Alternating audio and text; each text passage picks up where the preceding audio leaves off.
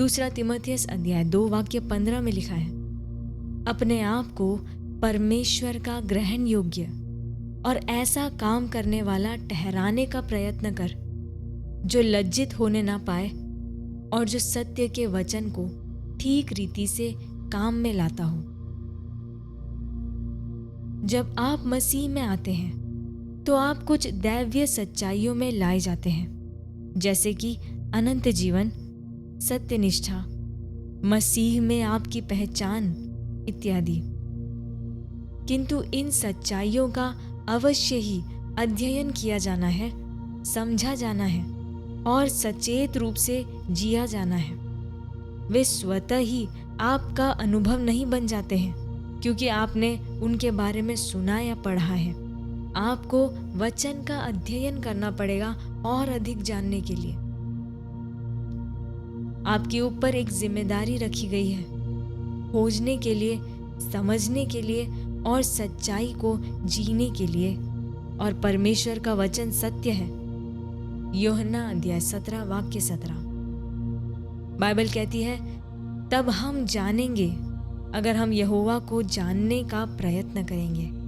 होशे अध्याय 6 वाक्य 3। कोई आश्चर्य नहीं कि प्रेरित पौलुस ने प्रार्थना की एफिसियों के पत्र अध्याय 1 वाक्य 17 में कि हमारे प्रभु यीशु मसीह का परमेश्वर तुम्हें अपनी पहचान में बुद्धि और प्रकाशन की आत्मा दे। यह दिखाता है कि परमेश्वर और उसकी सच्चाइयों को जानना प्रगतिशील है। वहां एक गहराई है और आपको निरंतर वचनों को खोजना है, जैसा प्रभु ने कहा, वचन को खोजो क्योंकि वहीं पर तुम समझते हो कि उसमें अनंत जीवन मिलता है। यूहन्ना अध्याय 5 वाक्य 31।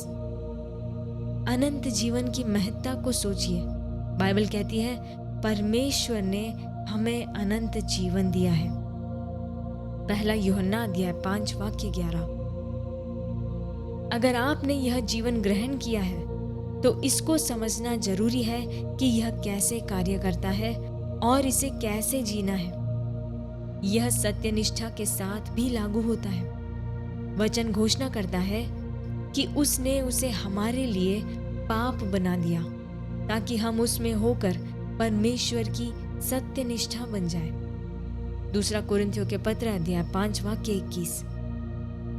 यह गहरी सच्चाइयां हैं जिसे अवश्य ही अध्ययन किया जाना है, समझा जाना है और परमेश्वर की दृष्टिकोण से जिया जाना है। मसीहत आपको बुलाती है गहराई में, ज्ञान में, समझ में और इसके लगाए जाने में। आप धारणाओं के पीछे नहीं चलते हैं, आप बढ़ते हैं और परमेश्वर के वचन में सचेत होकर जीते हैं। जब आप वचन का अध्ययन करते हैं तो आप केवल जानकारी नहीं पा रहे हैं किंतु खोज रहे हैं कि आप कौन हैं। आप अपनी आत्मा को बढ़ा रहे हैं। आप अपने अंदर के जीवन को खोज रहे हैं और सीख रहे हैं कि कैसे राज्य की सच्चाइयों में जीना है। इससे अनिश्चितता चली जाती है, भ्रम भाग जाता है और यह आपको परमेश्वर की सच्चाइयों में स्थापित करता है। आप आश्वस्त, प्रभावी और उसके साथ अपनी यात्रा में परिणाम बन जाते हैं। इसलिए इंद्रिय ज्ञान के परे जाइए, परमेश्वर के वचन की सतही समझ के परे जाइए। एक गहरा अध्ययन कीजिए, उस जीवन का पूरा प्रमाण दीजिए जो परमेश्वर ने आपको दिया है। इसके विषय में और अधिक जानकर, इसे समझकर और इसे हर दिन जीकर। हम प्रार्थना करें। प्यारे पिता, मैं आपका धन्यवाद देता हूं वचन के द्वारा आपको जानने की सुविधा के लिए। जैसे ही मैं अध्ययन करता हूं,